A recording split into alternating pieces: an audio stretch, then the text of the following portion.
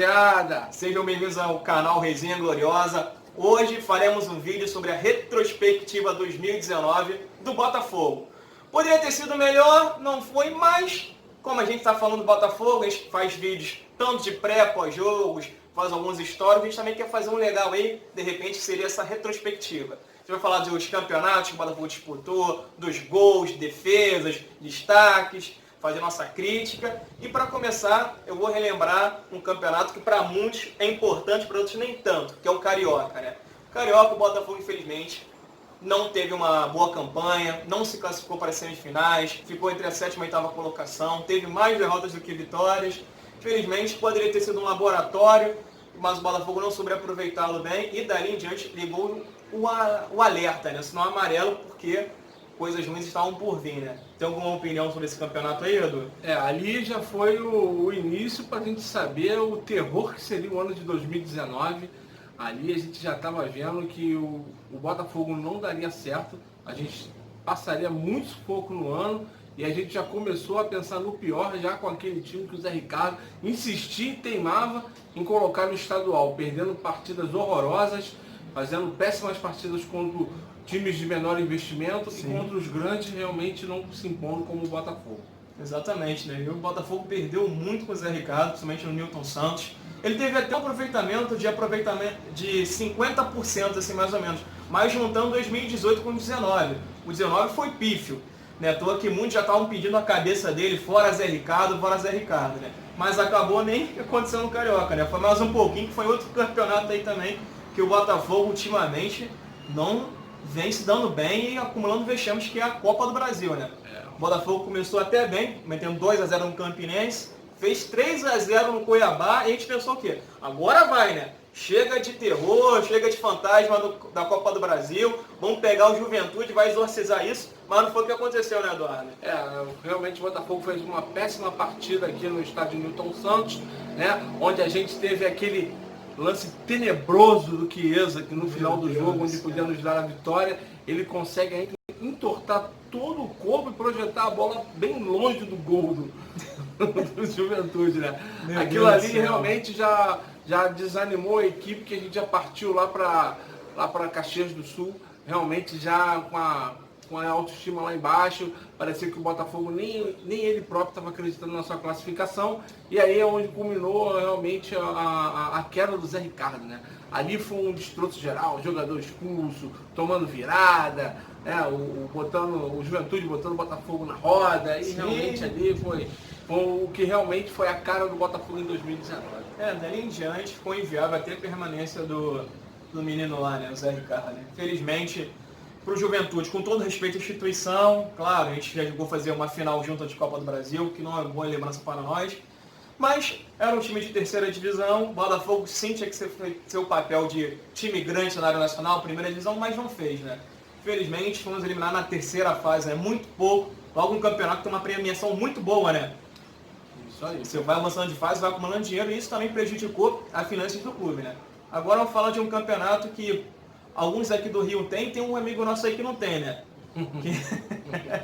que é a Copa Sul-Americana, né? Isso aí. O Botafogo pegou o Defensa aí, que vinha invicto, terror da Argentina, jogando fino do futebol, numa noite chuvosa. Tava eu e o chefinho lá, né? Que não tá no vídeo hoje, infelizmente, tá viajando. Um abraço aí pro chefe.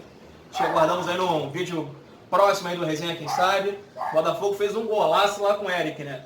Ali foi uma das partidas que o Zé Ricardo ainda conseguiu levar o time para frente, né? O Botafogo precisava fazer o resultado ali, sabia que era uma partida onde definia muito a vida do Botafogo nessa competição, que era estreando dentro de casa, uma noite chuvosa no Rio de Janeiro, né? Muita chuva, graças a Deus o estádio teve o seu sistema de drenagem funcionando muito bem, o time foi para frente e realmente aquela vitória com aquele golaço trouxe requintes de crueldade para o Defensa e Justiça, que é um excelente time, mas o Botafogo ali foi realmente o Botafogo, conseguiu arrancar a vitória na marra, um golaço do Eric. E aí a gente partiu para a Argentina já com o resultado na mão, mesmo assim, com muito cuidado, porque o Defensa e Justiça é uma boa equipe. Exatamente. E a gente achava até que ia encontrar uma partida difícil, que na verdade até encontrou lá na Argentina. Defensa e Justiça veio para cima do Botafogo, mas acho que os juízes de futebol não deixavam nenhuma bola do adversário entrar e o Botafogo meteu um 3-0 lá, né? Com mais um golaço, né? Pô, lindo o golaço do Alex Santana, né? Aquele meio de campo, no meio da rua. Ele também que, da Copa do Brasil, foi um dos finalistas de gol mais bonito também, né? Pelo Globoesporte.com, estava concorrendo lá entre os gols mais bonitos da Copa do Brasil. Perdeu para o João Pedro do Fluminense, que também realmente fez um gol muito bonito. Golaço. Perdeu por pouco também. Mas aí o Botafogo depois avançou de fase, encontrou o Saúde América, ganhamos lá de 1-0 e aqui também outra goleada. A gente imaginava, poxa, acho que aos pouquinhos o Botafogo vai engrenar, né? Vai se engrenar, porque não é um campeonato nem muito difícil, né, Edu? Não. A Copa Sul-Americana tem boas equipes, mas é uma competição que é, vamos dizer, como se fosse uma coadjuvante, né, da Libertadores. Mas tem equipes boas ali, e tem uma projeção muito boa para a equipe que vai avançando na competição. E o campeão garante vaga na Libertadores, né? Exatamente. Alguns falam que a Copa do Brasil é o caminho mais fácil, mas ultimamente estou vendo sendo mais fácil pela Sul-Americana. Com todo respeito aos nossos vizinhos sul-americanos, que têm boas equipes, mas no momento o futebol brasileiro realmente está tendo boas equipes montando bons times também, né? Infelizmente acabamos sendo eliminados pelo Atlético Mineiro, uma derrota em casa, numa falha boba lá de saída de bola, no estilo do Barroca, que era mais toque de bola, Marcelo que estava começando a ser titular. E fora de casa foi aquele 2-0 horrível, começamos até bem, mas felizmente nas oitavas caímos, né? Mais uma vez a gente padecendo aí para um time brasileiro, né? Que é o nosso grande algoz aí, são os times brasileiros nas competições internacionais, tanto na Libertadores quanto a Sul-Americana. Geralmente o Botafogo é eliminado, geralmente, não vou dizer que são todas, para equipes brasileiras, onde o Botafogo não consegue se impor. E aí a gente já teve uma eliminação no ano passado contra o Bahia nos pênaltis dentro do estádio Newton Santos. E aí esse ano perdendo para o Atlético Mineiro, que também não estava em boa fase. Sim. O Atlético, ele apostou todas as suas fichas ali, mas se o Botafogo tivesse jogado com um pouco mais de inteligência e se colocado um pouco mais no seu mando de campo, né, na primeira partida, o Botafogo se classificaria. E aí provavelmente o Botafogo ia pegar os times que fizeram a final, né?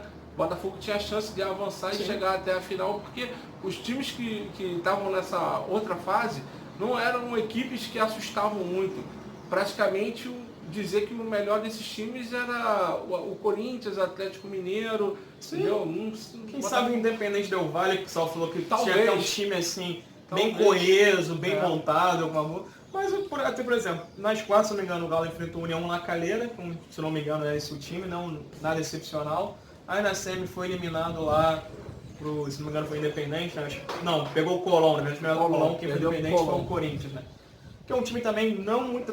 Pode ser até tradicional na Argentina, antigo, mas sem título nenhum. Sem peso. Sem peso. Enfim, né? Mais um campeonato que o Botafogo poderia, se levasse a sério com planejamento, ter ganho, saindo dessa fila de jejum de títulos, além de ter um dinheiro e dar uma alegria para sua torcida, mas por falta de planejamento, outras coisas, a gente está cansado de falar em todos os vídeos, mas vídeo não é para isso hoje. E para terminar, eu vou falar dos campeonatos, na verdade, do Campeonato Brasileiro, né?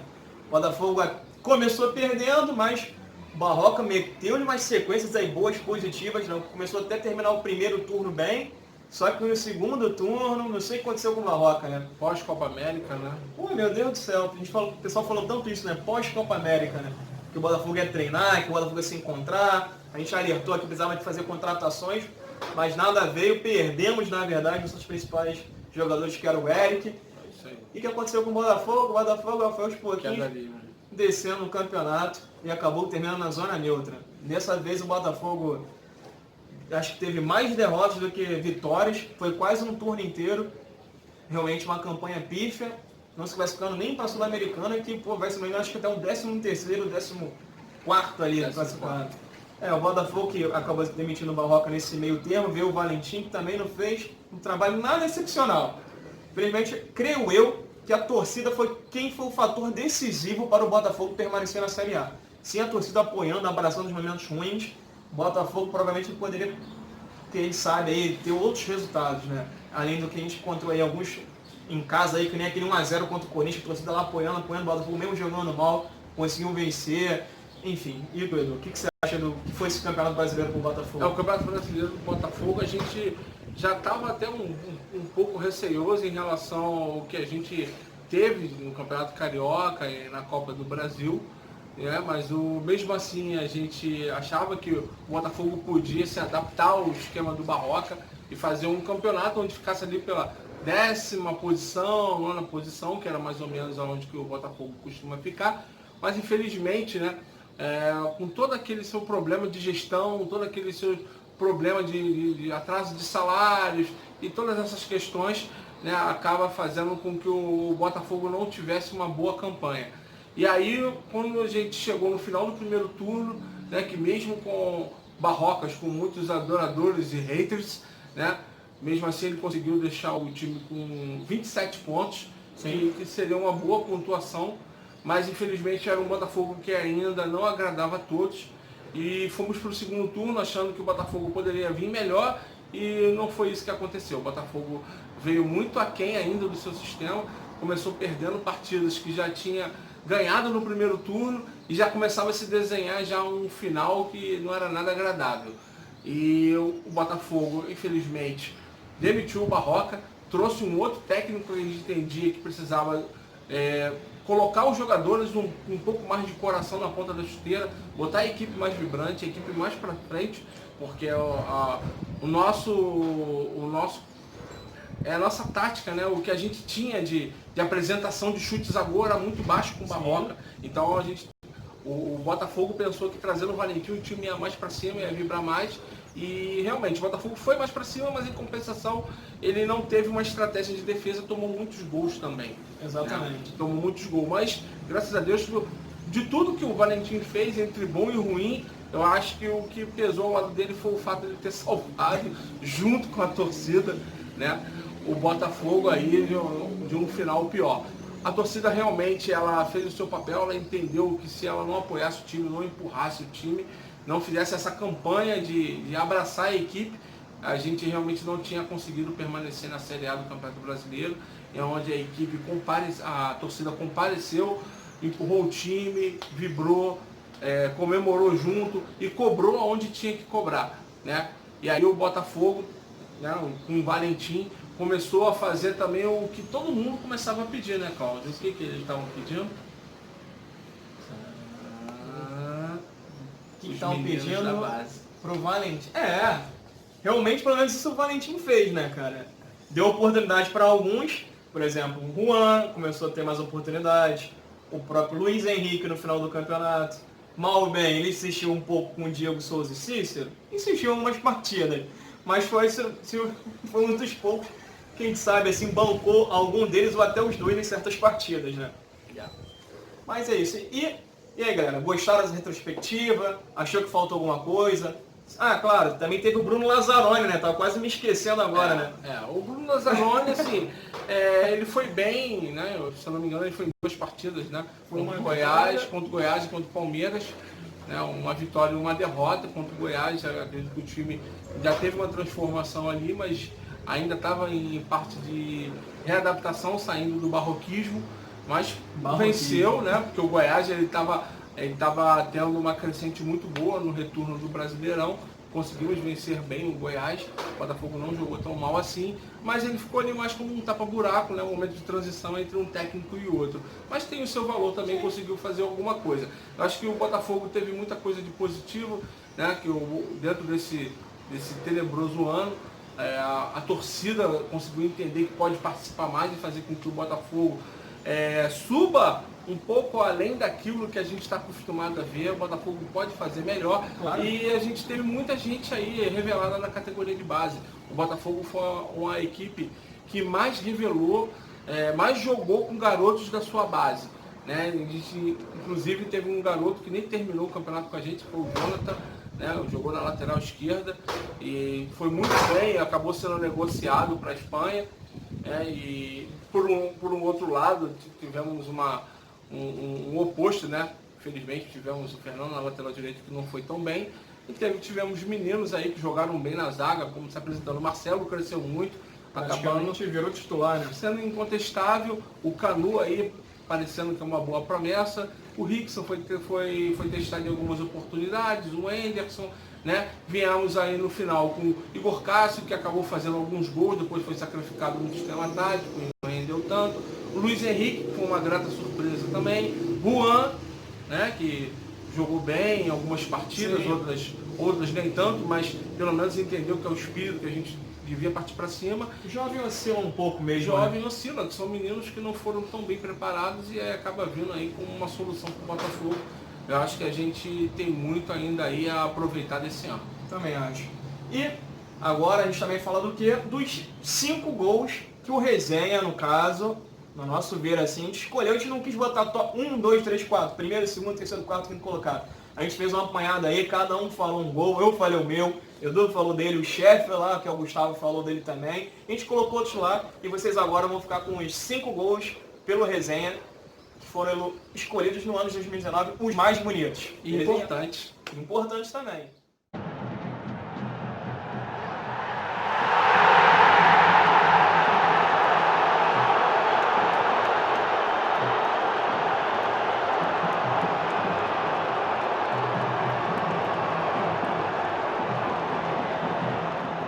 O Eric fez o passe, Alex Santana pode bater, que bomba!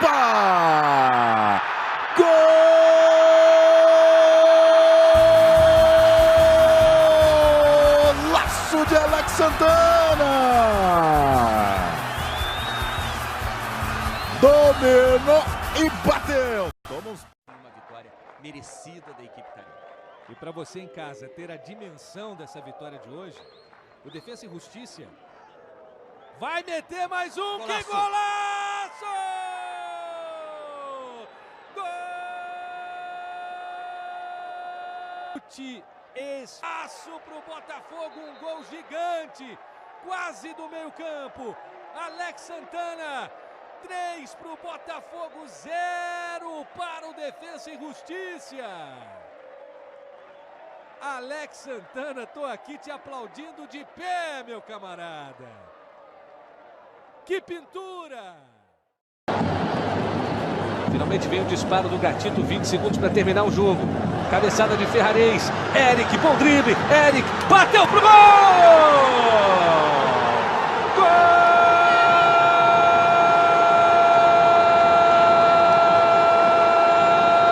do Botafogo! Um golaço de Eric, do meio da rua, para premiar o torcedor alvinegro que ficou debaixo d'água para lavar a alma aos 48 do segundo tempo. Eric! Achou? Concorda, discorda? Tem gol que não deveria estar aí, tem gol que deveria estar aí também. Mande a sua opinião pra gente. E agora a gente também escolhemos também quais são as melhores defesas dos goleiros do Botafogo, né?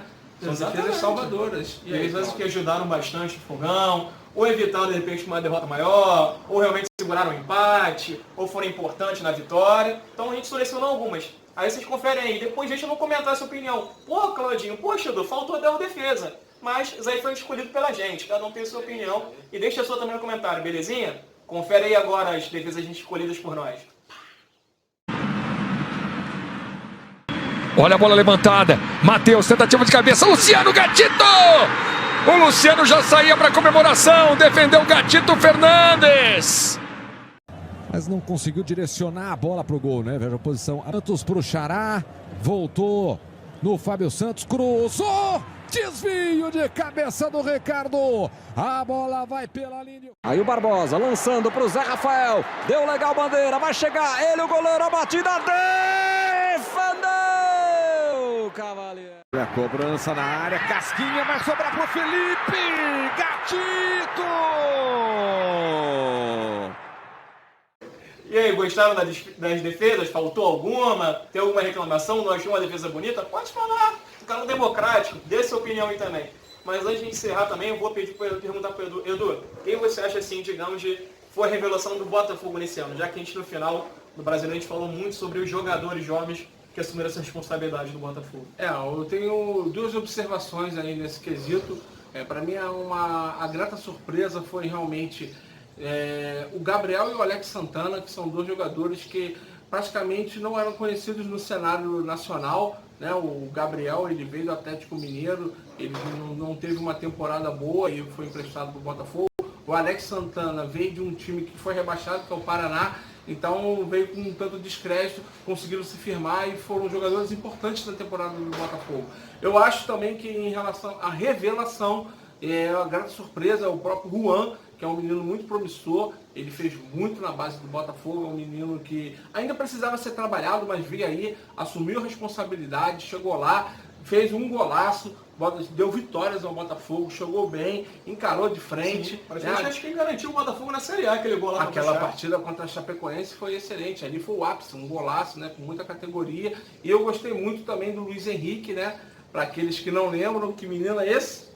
Luiz Henrique, esse menino que entrou aí no finalzinho do campeonato, principalmente contra o Ceará, né?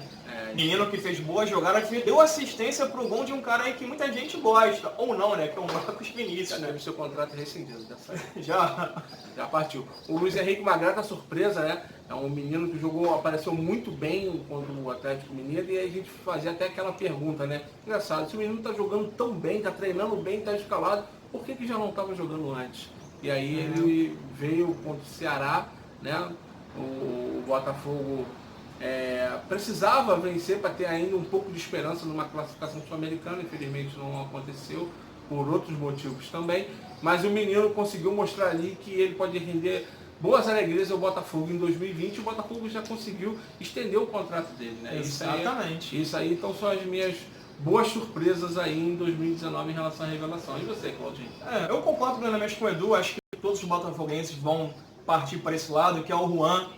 Por mais que tenha oscilado um pouco em algumas partidas, algumas ele foi muito bem, outras ele foi jogar na fogueira, ou às vezes até quando ele iniciava não ia tão bem, mas o Edu mesmo já falou, ele cansou de falar em diversos vídeos. Às vezes o Botafogo queima etapas por necessidade. Às vezes precisa entrar alguém, não tem ninguém contratado, aí pega um garoto da base jovem, lança, ela vai, resolve meu filho. Aí ele vai lá, joga, contribui, às vezes não, o Juan mesmo com um golaço contra a Chape aí, que mostra que tem categoria. E o Luiz Henrique, quem diria, eu não esperava que o Botafogo podia trazer uma grata surpresa aí no final, e trouxe esse menino aí, que parece ter muito potencial, e que finalmente o Botafogo chegou uma coisa boa e renovou o contrato com ele. Então, meu voto também são para esses dois aí, e creio que o chefe, pelo menos quando eu tinha falado com ele, também tinha falado do Juan e do Luiz Henrique. Então, acho que nesse foi unanimidade aqui do resenha, né? Eu também gosto muito do Igor Cássio. Eu acho que ele entrou bem quando ele jogou na posição dele. Sim. Um menino também, conseguiu jogar bem. Contra o Santos fez um gol. Contra o CSA, se eu não me engano, né? Ele fez um contra o... foi o CSA, aquele que a gente tinha tomado empate. Ele foi lançamento do Gabriel Louco, lá que tu gosta muito desse rapaz. Que felizmente não vai permanecer no Botafogo. Ele fez um golaço e também com o Santos na nossa derrota lá pro Santos, lá na Vila Belmiro. Isso aí. Então é um menino que parece que se for bem trabalhado também pode render bem pro Botafogo em 2020. Então, galera, é isso. Espero que vocês tenham gostado do vídeo. Provavelmente deve ter algum lance desses dois garotos aí no final. Se não, deixa o like aí, comenta, compartilha e feliz 2020 para vocês todos aí, que 2020 o Botafogo volte às suas glórias. Valeu, galera. Um abração e valeu! SA. Fogão!